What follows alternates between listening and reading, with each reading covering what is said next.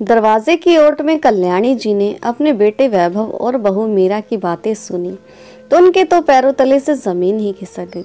दरअसल कल्याणी जी सबके खाना खा लेने के बाद पानी लेने रसोई में जा रही थी कि तभी मीरा अपने पति वैभव से कह रही थी, वैभव, अब कुछ ही दिनों की बात है, मैंने तो माँ जी को अपनी चिकनी चुपड़ी बातों में फंसाकर शीशे में उतार लिया है। तुम भी श्रवण कुमार बन के नाटक करते रहना। फिर जैसे ही सुहानी बड़ी हो जाएगी हम चिकनी चुपड़ी बातों में बहला फुसलाकर उनको गांव भेज देंगे। वैसे भी इनका साधारण सा पहनावा और रहन सहन मुझे तो बिल्कुल भी अच्छा नहीं लगता। मैं तो बिल्कुल ही परेशान हो गई हूँ इन दोनों से, लेकिन क्या करें, फुल टाइम मेड भी तो इतनी जल्दी और वो भी विश्वास वाली मिलती ही नहीं है, इसलिए इन्हें सुहानी की खातिर झेलना ही पड़ रहा है। वैसे भी अगर कोई मेरे जान पहचान के लोग या मेरी कोई सहेली इनके बारे में पूछती है तो मैं तो कह देती हूँ ये हमारी नौकरानी है जो गांव से आई हुई है। इनके घर में कोई नहीं है, इसलिए हमने इन पर तरस खाकर इनको अपने पास रख लिया है। मीरा की बातें सुनकर वैभव ने बोला, मीरा, वो हमारी माँ है और अगर गलती से भी पापा को पता चल जाएगा ना तो वो दोनों एक मिनट भी हमारे पास नहीं रहेंगे। तुम में जरा भी बुद्धि नहीं है, इसलिए सोच समझकर बोला करो, वरना सुहानी की देखभाल करवाने से हाथ धो बैठोगी। तभी मीरा बोली, अरे वैभव, तो मैंने कब कहा कि उन्हें अभी यह सब कहना है। मैं आपसे यह बात शेयर कर रही थी। देखना वैभव, आप इस बारे में माँ जी से कुछ मत कहना, वरना बात बिगड़ जाएगी। कल्याणी जी अपने बेटे बहू के दोगलेपन से भरी बातें आगे और नहीं सुन पाई और आंसुओं से भरी आंखें लिए रसोई से पानी लेकर अपने कमरे में आ गई।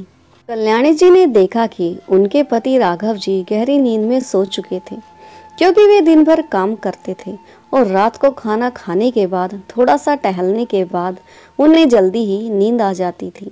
सुबह कोई जल्दी उठे ना उठे, पर उन्हें 4 बजे उठने की आदत थी। वे सुबह जल्दी उठकर नहा धोकर पूजा पाठ करते, जो भी नाश्ता मिले खा पीकर अपने काम पर निकल जाते थे। वहीं कल्याणी जी भी कर्मठ महिला थी। वे भी राघव जी के साथ कदम से कदम मिलाकर चलती थी। उन्हें किसी भी प्रकार का काम करने में कोई भी आलस नहीं आता था। बेटे की शादी के बाद भी कभी भी यह आस मन में नहीं पाली कि सुबह का नाश्ता बहू बनाकर देगी। वे सुबह उठकर अपने पति के लिए नाश्ता बनाती, उन्हें खिला पिलाकर ही काम पर जाने देती थी। लेकिन आज बहू बेटों की बातों ने कल्याणी जी के दिल को छलनी छलनी करके रख दिया था। कहाँ तो कल्याणी जी अपनी बहू के गुणगान करते नहीं थकती थी। वे सबसे यही कहती थी कि तुमको बहू के साथ अच्छा व्यवहार करना नहीं आता, इसलिए तुम बहू की बुराई करती रहती हो। वह अपनी सहेलियों को हमेशा यही सलाह देती थी कि तुम बहुओं के प्रति अपना नजरिया बदलो। बहू के साथ बेटी की तरह व्यवहार करोगी तो वह भी तुम्हारे साथ माँ की तरह व्यवहार करेंगी। कल्याणी जी अपने अतीत के गलियारों में खो गई। जब मीरा शादी होकर अपने ससुराल आई थी और दोनों पति पत्नी को नौकरी करनी थी, तो उन दोनों ने कल्याणी जी और राघव जी को अपने साथ शहर चलने के लिए कितनी मिन्नतें की थी। बहू तो ऐसी बातें करती थी मानो जैसे उसके शब्दों में से शहद टपक रहा हो। वे कल्याणी जी को मम्मी जी कहते नहीं थकती थी, लेकिन जैसे जैसे दिन बीतने लगे कब मम्मी जी से माँ जी कहने लगी, कल्याणी जी ने ध्यान ही नहीं दिया। लेकिन आज कल्याणी जी को वह दिन याद आ रहे थे जब मीरा अपनी सासू माँ से कहती, माँ जी, आज तो क्या करूं, सुहानी ने रात भर सोने ही नहीं दिया, सुबह सुबह आँख खुली ही नहीं, लेकिन ऑफिस जाने की चिंता में तुरंत उठना पड़ रहा है। आज तो मुझे बहुत देर हो जाएगी ऑफिस पहुंचने में। माँ जी, मेरा नाश्ता तैयार है क्या? दे दीजिए। मीरा अपनी बेटी को गोद में उठाए हुए बोली। लो बेटा। और कल्याणी जी उन दोनों को एक बड़ा सा खाने का डिब्बा तैयार करके देती, एक छोटा स्नैक्स का डिब्बा, जब भूख लगे खा लेना, और ये रहा गर्म पानी का बोतल। कल्याणी जी ने मीरा को पकड़ाते हुए कहा, माँ जी, आज सुहानी को फीडिंग कराते देर हो गई, मैंने उसकी दूध की बोतल भर दी है, लीजिएगा, अगर कोई परेशानी हो तो कॉल कर दीजिएगा। कोशिश करूंगी जल्दी आने की। मैंने सारा राशन ऑर्डर कर दिया है, डिलीवरी ले लीजिएगा। मीरा के हाथ से सुहानी को लेते हुए कल्याणी जी बोली, अरे पागल, तुम चिंता क्यों करती हो बहू, आराम से ऑफिस जाओ, मैं हूं ना यहाँ पर, सब संभाल लूंगी। और अगर कोई परेशानी आए तो फ़ोन कर दूंगी। और अभी कुछ समय तक वैभव भी तो है घर पर ही, वह भी मेरी कुछ मदद कर देगा। गाड़ी आराम से चलाना, रास्ते में ट्रैफिक बहुत रहता है। अपनी सास की बातें सुनकर मीरा हल्की सी मुस्कुरा दी और गाड़ी की चाबी लेकर टिफिन और पानी की बोतल लेकर चली गई।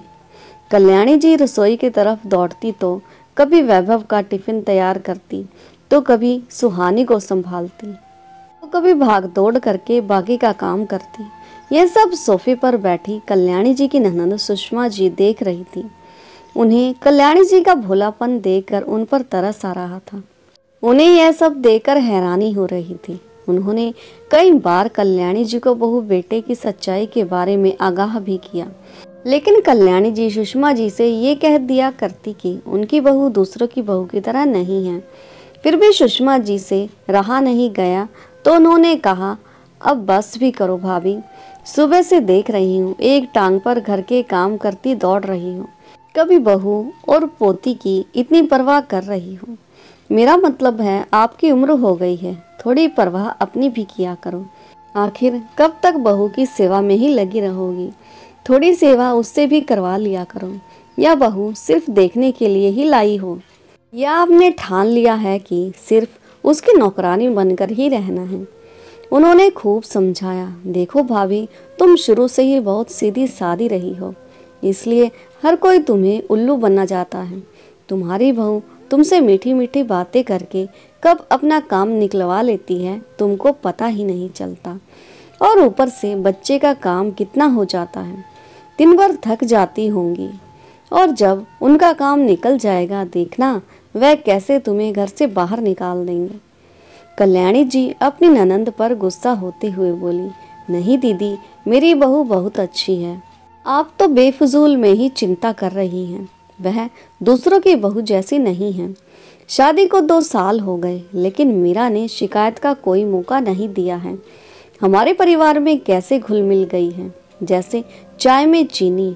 और दीदी, हम भी तो पढ़े लिखे थे, लेकिन हमारे माँ बाप ने हमें आत्मनिर्भर बनने का मौका ही नहीं दिया, बस शादी कर दी, जिसका मलाल मुझे आज तक है। इसलिए मैं सोचती हूँ कि अपनी बहू को सक्षम बनाने में थोड़ा सहयोग कर सकूं तो क्या गलत है। मैं मानती हूँ अब मेरी पोती सुहानी हो गई है तो थोड़ी जिम्मेदारी भी बढ़ गई है, लेकिन उसका भविष्य संवर जाएगा तो वह आत्मनिर्भर बन जाएगी, वरना हमारी ही तरह घर के काम काज में उलझ जाएगी। वरना हमारी तरह करती ही क्या हो, बेकार घर में पड़ी रहती हो। पढ़ी लिखी गवार कहीं की, तुमने आज तक किया ही क्या है। ऐसे ही ताने सुनने पड़ेंगे। ऐसे ताने न सुनने पड़े इसलिए तो मैंने बहू को शुरू से ही इतनी आज़ादी दी है। लेकिन बहू के मन में मेरे लिए ऐसे बुरे विचार हैं, मैं तो सपने में भी नहीं सोच सकती थी। ऐसा सोच सोच कर कल्याणी जी रात भर सो नहीं पाई। कल्याणी जी मन ही मन सोच रही थी कि मैंने दीदी की बात क्यों नहीं मानी।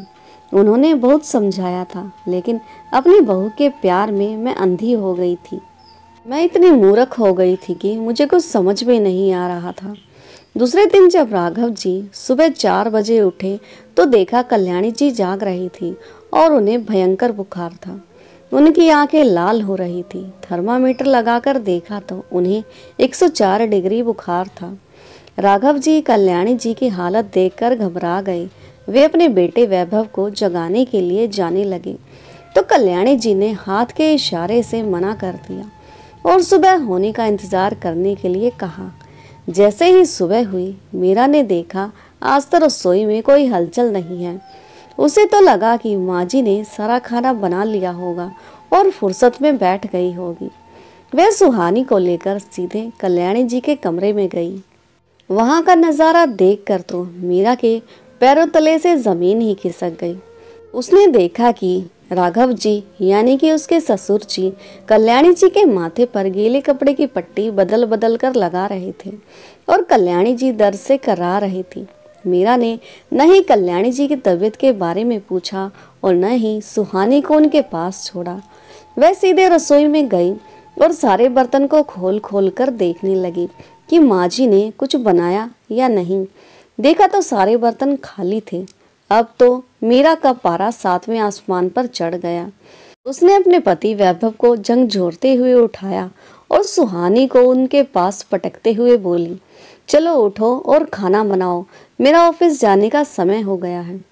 उस दिन तो वैभव ने बाहर से खाना ऑर्डर करके अपने लिए और घर के लिए सभी लोगों के लिए खाना मंगवा लिया। लेकिन अब तो कल्याणी जी प्रतिदिन कमजोर होती जा रही थी, क्योंकि न चाहते हुए भी उनके कानों में बेटे बहू द्वारा कही गई बातें गूंजती रहती थी।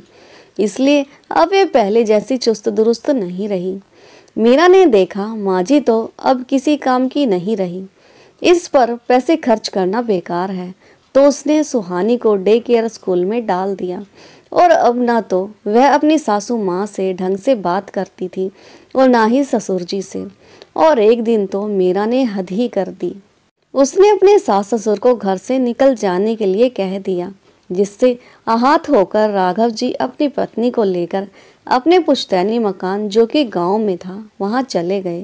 बेचारे बूढ़े करते भी क्या, इसके अलावा उनके पास और कोई चारा भी नहीं था। तभी कुछ दिन बीतने के बाद मीरा की बहन की शादी थी, जिसमें राघव जी और कल्याणी जी को भी बुलाया गया था।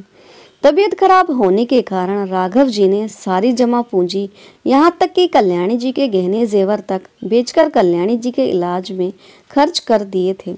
लेकिन समधी जी के यहाँ से निमंत्रण आया था तो जाना भी जरूरी था, इसलिए दोनों बुजुर्ग दंपति वहां चले गए। राघव जी और कल्याणी जी ने साधारण से ही कपड़े पहने हुए थे। गहने जेवर के नाम पर भी ज्यादा कुछ नहीं था। मीरा ने अपने सास ससुर को ऐसे फटे हाल में देखा तो वह नाक बोहे सिकोड़ते हुए वहां से ऐसे चली गई जैसे उन्हें जानते ही ना हो। इन्होंने उसे बात करने की कोशिश की, लेकिन मीरा ने उन्हें ऐसे घूर कर देखा कि उनकी हिम्मत ही नहीं हुई कि वे दोबारा उसके पास जाते और बात करते। इसलिए वे दोनों बुजुर्ग दंपति एक तरफ चुपचाप बैठे रहे। जो रिश्तेदार उन्हें पहचानते थे वह आते जाते उनसे बातचीत कर रहे थे, और जो लोग नहीं पहचानते थे वे लोग उन्हें भिखारी कहकर भी संबोधित कर रहे थे। तभी मीरा ने उनके पास जाकर कहा, देखिए आप लोग यहाँ आ तो गए हैं, लेकिन खबरदार, जो आप लोगों ने यह कहा कि आप लोग मेरे सास ससुर हैं, यहाँ रहना है तो चुपचाप रहिए और सुबह होते ही यहाँ से रवाना हो जाना। बेचारे चुपचाप एक कोने में बैठे रहे। तभी वैभव ने आकर अपने मम्मी पापा से खाना खाने के लिए कहा, तो उन्होंने वैभव की बात का कोई जवाब नहीं दिया। वे वहां से चुपचाप चले गए।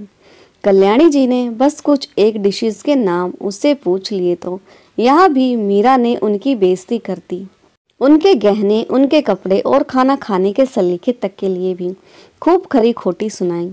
बेचारे दोनों बुजुर्ग उस समय तो कुछ नहीं कह पाए, लेकिन उनके आत्मसम्मान को बहुत ठेस पहुंची थी।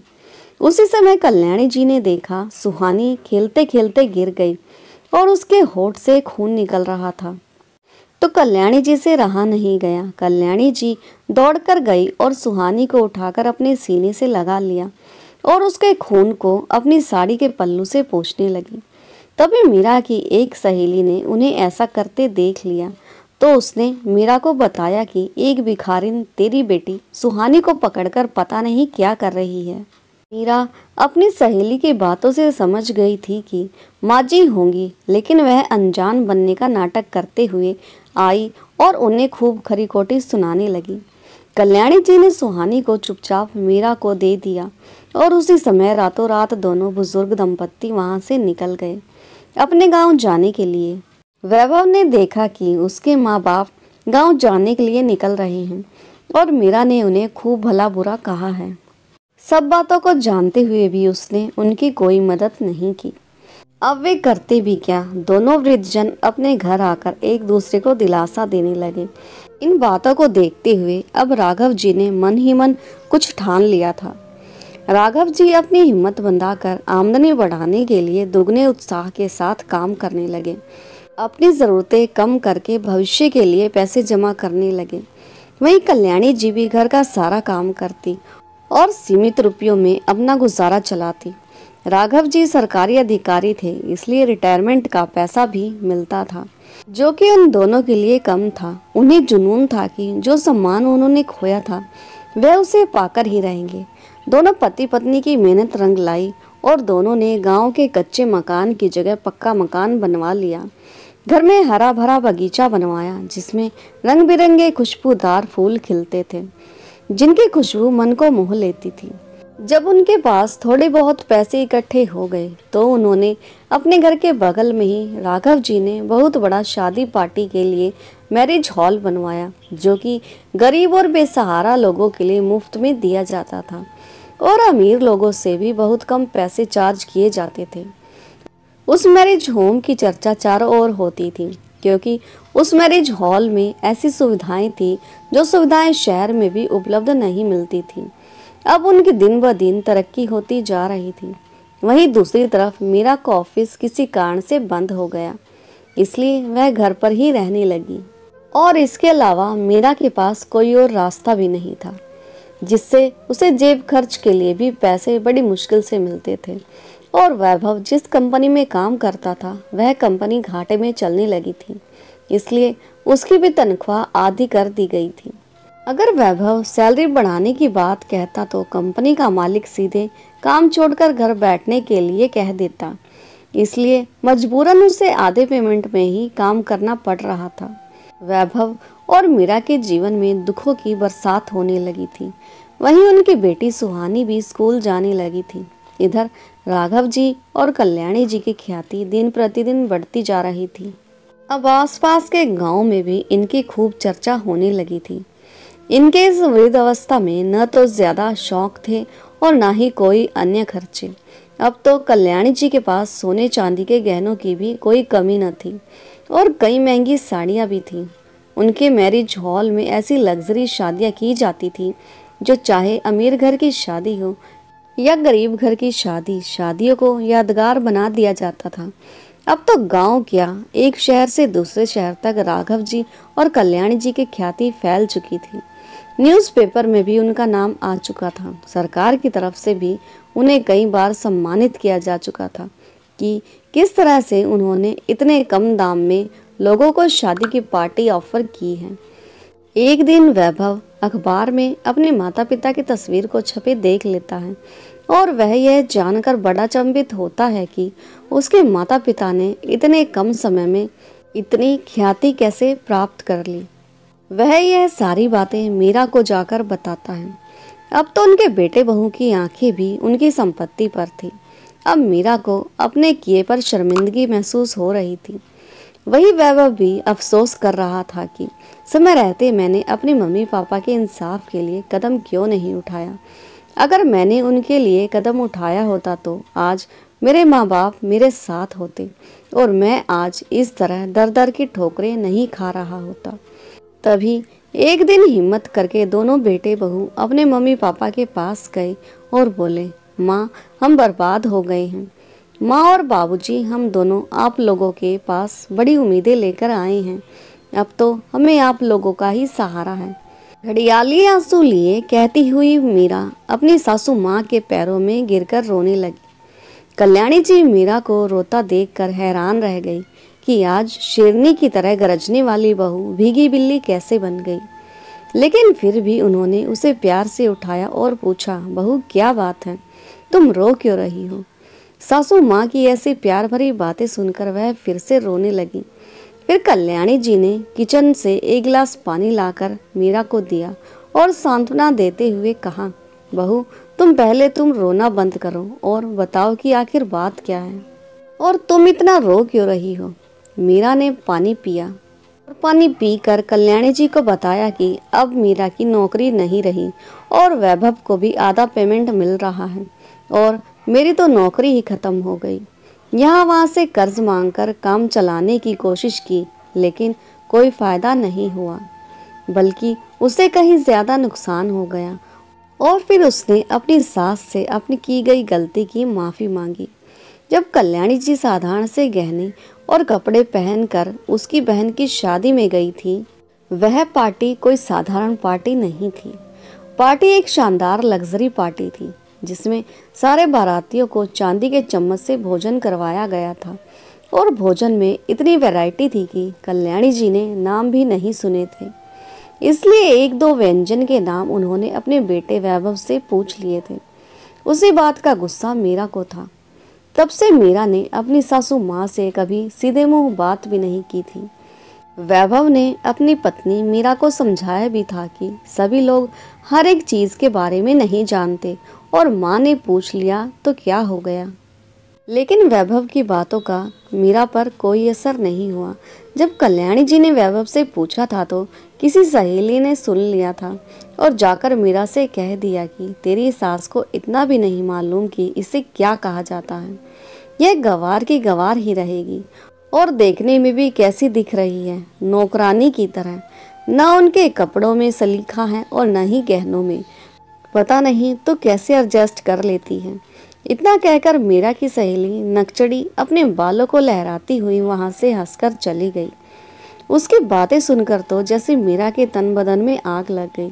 उसने अपनी सास का एक हाथ पकड़ा और घसीटते हुए पूरी पार्टी के लोगों के बीच से एक कमरे में ले जाकर बाहर से दरवाजा बंद कर दिया और एक वेटर से कहकर जितने भी व्यंजन बने थे सारे व्यंजन कल्याणी जी के पास पहुंचा दिए और उन्हें सख्त हिदायत दे दी कि मैं आपसे पहले और अंतिम बार कह रही हूँ, खबरदार जो बाहर आई तो मुझसे बुरा कोई नहीं होगा। बेचारी कल्याणी जी कमरे में बैठी सोचती रही कि आखिर मेरी गलती क्या थी जो बहू ने मुझे कमरे में बंद कर दिया। शादी का फंक्शन खत्म होते ही मेहमान चले गए। तब मीरा ने दरवाज़ा खोला और चीख चीख कर कहने लगी, आपको शर्म नहीं आती? क्या ज़रूरत थी आपको इतने साधारण से कपड़े और गहने पहनकर आने की? और अगर आपके पास अच्छे और महंगे कपड़े गहने नहीं थे तो आप मुझसे भीख में मांग लेती।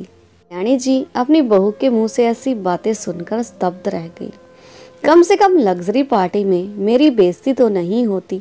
इसलिए कल्याणी जी और राघव जी उसी समय रातों रात वहां से अपने घर वापस आ गए। तभी कल्याणी जी बोली, उन बातों को बोलकर अब कोई फायदा नहीं। बस बहू, एक बार तीर कमान से निकल जाए तो वापस नहीं आता। ठीक उसी प्रकार जो शब्द तुमने बोल दिए थे वे वापस नहीं आ सकते। लेकिन चलो, तुम्हें अपनी गलती का एहसास हो गया, वही बहुत है। उठो और हाथ मुंह धोकर फ्रेश हो जाओ। और सबसे पहले देख लो, तुम्हारे घर जितना बड़ा तो नहीं, लेकिन हाँ उतना बड़ा है जिसमें हम सबका गुजर बसर हो सके। मीरा मन ही मन खुश हुई कि चलो मम्मी जी तो मान गई, अब पता नहीं पापा जी मानेंगे या नहीं। वह जल्दी से उठी और हाथ मुंह धोकर फ्रेश हो गई। उधर वैभव भी फ्रेश हो गया। उन्हें लगा कि माँ तो उनकी चिकनी चुपड़ी बातों में आ गई, बस पिताजी को ही मक्खन लगाना बाकी है। जैसे ही वह घर के अंदर घुसे वे दोनों घर को देखते ही रह गए। राघव जी ने घर में वह सारी सुविधाएं कर रखी थी जो वैभव के घर पर भी नहीं थी। चारों तरफ चमचमाती लाइटें और शानदार पर्दे, फॉल्स सीलिंग, डाइनिंग, पूरे घर में फर्नीचर का काम किया गया था और जहाँ जहाँ मिरर और ग्लास लगाना था सभी जगह लगे हुए थे। झूमर तो हर कमरे में थे। घर को देखकर मीरा की आंखें फटी की फटी रह गई। उस दिन शाम को एक शादी थी। कल्याणी जी ने कहा, बहू हमारे मैरिज होम में एक शादी है, पार्टी तो साधारण सी है, मन हो तो चलना। अब शाम होते ही कल्याणी जी ने सबसे महंगी साड़ी पहनी और सोने चांदी के गहने पहनने के बावजूद भी 3-3 सेट और बचे हुए थे। मीरा कल्याणी जी के गहने देखकर दंग रह गई। मीरा अपना सा मुंह लिए चुपचाप खड़ी रही। तभी कल्याणी जी ने सारे गहने पकड़ाते हुए कहा, लो बहू पहन लो, ये सारे गहने तुम्हारे ससुर जी ने अपनी कमाई से बनवाए हैं, किसी ने खैरात में नहीं दिए और न ही कहीं से चोरी किए हैं। और मेरे पास साड़ी तो साधारण सी है, यह कोई 20 से 25 हजार की होंगी। चाहिए तो पहन लो वरना तुम्हारा मन। यह कहकर कल्याणी जी अलमारी बंद करने लगी तो मीरा कल्याणी जी के पैरों में गिरकर फिर से माफ़ी मांगने लगी और बोली, मम्मी जी मुझे माफ़ कर दीजिए, मुझसे बहुत बड़ी गलती हो गई जो मैंने आपके सीधेपन का फ़ायदा उठाया। आपकी अच्छाई को मैं समझ ही नहीं पाई। मम्मी जी मुझे माफ़ कर दीजिए। कल्याणी जी ने मीरा को अलमारी की चाबी दी और कहा, बहू तुम्हें जो चाहिए पहन लो और जल्दी से तैयार होकर लॉन में आ जाना, क्योंकि मुझे पार्टी की व्यवस्था भी देखनी है। यह कहकर कल्याणी जी वहाँ से चली गई। मीरा ने अलमारी खोली तो उनकी आंखें तो फटी की फटी रह गई। उसने मायके में भी इतने गहने और पैसे नहीं देखे थे और सुहानी के एक से बढ़कर एक ड्रेस रखे हुए थे। उसने सुहानी को भी अच्छे अच्छे कपड़े पहनाए और खुद भी गहने और कपड़े पहने, और जब लॉन में जाकर देखा तो ऐसा लगा जैसे उसके गाल पर किसी ने थप्पड़ मारे हों। सजावट ऐसी थी कि उसकी बहन की शादी की पार्टी की सजावट से कई गुना अच्छी थी, जिसे देखकर तो उसकी आंखें चुंधिया ही गई। वहाँ की सजावट देखी तो देखती ही रह गई। उसका मुंह खुला का खुला ही रह गया। उसे विश्वास ही नहीं हो रहा था कि यह गांव के गवार लोग ऐसा कुछ भी कर सकते हैं। लेकिन कहते हैं ना, इज्जतदार आदमी को अगर किसी ने उसके आत्मसम्मान को थोड़ा सा भी ठेस पहुंचा दिया तो वह सहन नहीं कर सकता। बस वही हुआ और कल्याणी जी के साथ गांव वालों का प्यार भी उनके साथ था। इसलिए भी उन्होंने बहुत कम समय में ज़्यादा उन्नति कर ली थी और सबसे बड़ी बात, उन्होंने सबका भला ही किया था, किसी का बुरा नहीं किया था। इसलिए भगवान ने उन्हें भी तरक्की करने का अवसर दिया। पार्टी खत्म हो गई तो कल्याणी जी ने कहा, बेटा वैभव और कब तक रहने का इरादा है? उन दोनों को तो लग रहा था कि मम्मी पापा ने उन्हें माफ़ कर दिया, लेकिन माँ की बातें सुनकर दोनों को अपना सा मुंह लेकर वापस खाली हाथ जाना पड़ा। तो दोस्तों, इसलिए कहा जाता है कि कभी भी अपने माँ बाप का दिल नहीं दुखाना चाहिए। भगवान के घर में देर है अंधेर नहीं, किस्मत बदलते देर नहीं लगती। कब कौन राजा से कौन रंग हो जाए कोई नहीं जानता। बस अपने कर्म अच्छे होने चाहिए, फल की चिंता हमें नहीं करनी चाहिए। तो दोस्तों, आपको ये भावुक और प्रेरणादायक कहानी कैसी लगी और कहानी का कौन सा हिस्सा आपके दिल को छू गया, कमेंट करके ज़रूर बताएं। और हाँ, चैनल पर नए हो तो चैनल को लाइक, सब्सक्राइब और शेयर करना ना भूलें। तो मिलते हैं नई कहानी के साथ, तब तक के लिए धन्यवाद।